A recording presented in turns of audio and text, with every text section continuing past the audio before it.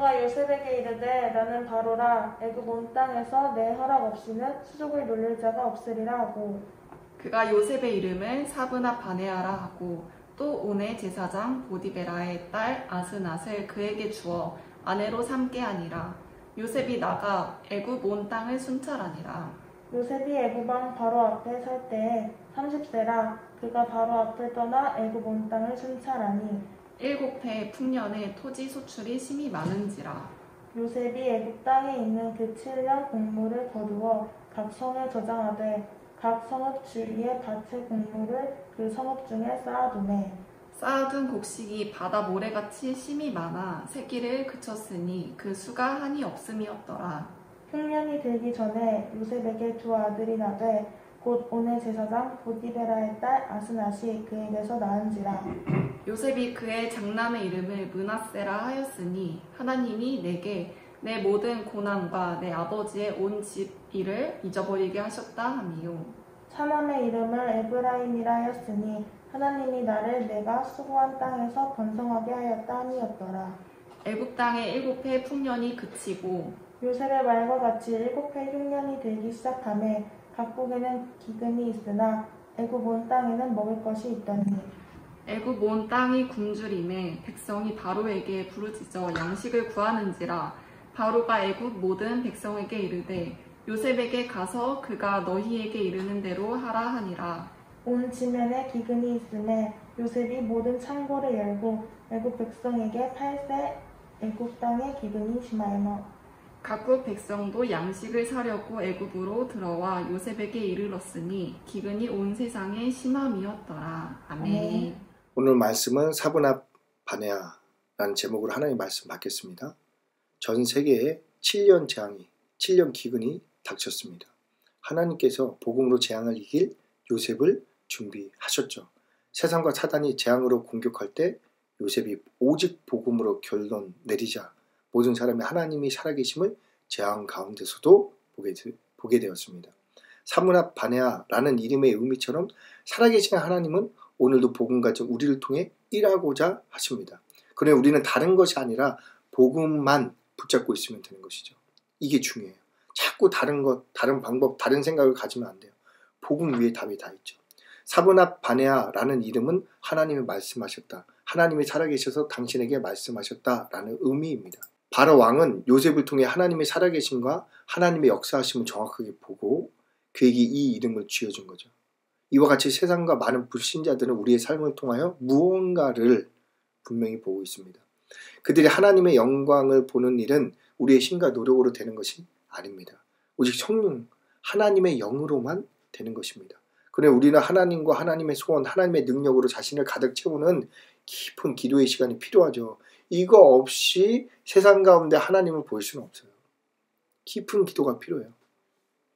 기도를 통해 나의 삶의 모든 것이 하나님의 절대 주권과 계획이 있음을 나의 삶의 모든 것, 내가 간 직장, 내가 공부하는 학업, 내가 속한 가정, 내가 가는 걸음 모든 것 위에 하나님의 주권과 계획이 있음을 날마다 확인하고 오늘의 삶 가운데 하나님께서 함께 하신다는 확실한 음성을 기도 가운데 들어야지 우리로 하여금 세상 가운데 코로나19의 재앙 가운데 놓인 세상 가운데 하나님이 살아계심을 증거하는 복음 가진 자의 삶을 살게 되는 것입니다. 이러한 하나님의 확실한 음성은 구름기둥과 불기둥 위에 있겠죠. 무슨 말입니까? 구름기둥과 불기둥이 가나안으로 가잖아요. 가나안 여정, 천국 여정 위에 있다는 거예요. 천국 여정은 어디로 갈까요? 전 세계, 온 세계에 하나님 복음이 증거되지 않으면 끝이 오지 않습니다. 온 세계에 복음이 증거될 때 끝이 온다고 하셨습니다. 즉 천국 여정은 온 세계 복음화를 이루는 길 위에 있다는 거예요. 전지전능하신 하나님께서 구원의 길을 오직 예수로 그 길 위에 정하신 거예요. 그래서 전도 즉 세계 복음화가 아버지 하나님의 분명한 계획이죠. 이거는 반드시 이루어져요. 무슨 말씀인지 이해가 되십니까? 이를 알고 완전하신 하나님의 계획 안으로 들어갈 때 우리를 향한 아버지 하나님의 완전하신 계획을 창세 전에 우리를 향해 예비하신 하나님 계획이 있잖아요. 이 계획을 알아야지 우리가 우리 자신이 되잖아요. 남과 나를 비교하는 것은 내가 누군지 모르는 거예요. 남같이 되고 싶은 거예요. 하지만 하나님께서 나로 창조하셨잖아요. 그 나의 삶을 살 수 있는 것은 하나님께서 나로 만드신 그 계획 안으로 들어가야 돼요. 이 계획의 음성이 어디에 있습니까? 세계 복음화 안에 있다는 거죠. 세계 복음화 거창하다 생각하지만 우리 하나님의 자녀라고 믿는 자들에게 이거 왜 논할 것이 이 땅 가운데 없는 거예요. 왜 죽으면 천국인데 못하러 이 땅 가운데 삽니까? 하나님께서 그것 세계 복음화 위에 이 땅 가운데 우리를 남겨두신 거예요. 그러니까 그거 깨닫고 빨리 그거 놓고 기도하시면 돼요. 그냥 기도하시면 하나님께서 할 수 있는 방법, 계획 하나님께 다 주실 거예요. 마음의 감동이 와서 되어지기 전까지는 세계 복음화를 놓고 하나님 사용해 주세요. 하나님 언약 위에서 내가 그 일을 감당할 수 있도록 도와주세요. 라고 기도만 하시면 됩니다. 그래서 오늘 본문은 먼저 하나님의 언약과 성공을 붙잡아야 합니다. 우리의 생각, 계획, 방법이 나쁘다는 것은 아닙니다. 하지만 세상을 하나님이 경영하시죠. 하나님 뜻대로 이루어진다는 거예요. 하나님의 언약은 1.1획 변하지 않고 다 이루어집니다.